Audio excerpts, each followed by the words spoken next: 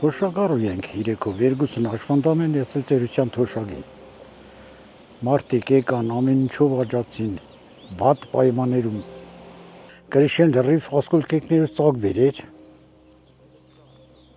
Նադի բերին փոխին, եսա պատներ փուլիգ է, եկան շարին։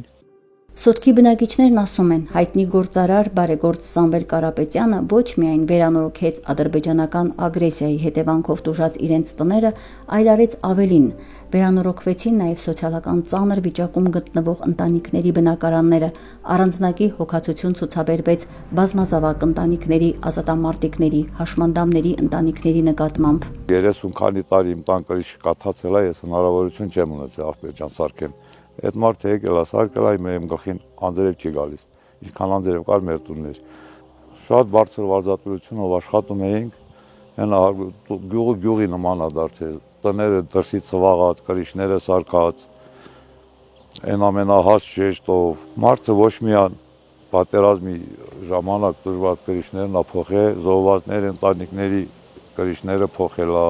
բազմազավակները փոխել է, તો հենց հենց փոխել է ուղղակի ում կրիչ, որ անմխիթար վիճակ է եղել, փոխել է մարդը։ 140 քանի հատ կրիչ հաստատ վնասված չի եղել, էլի մարդը շատ է փոխել։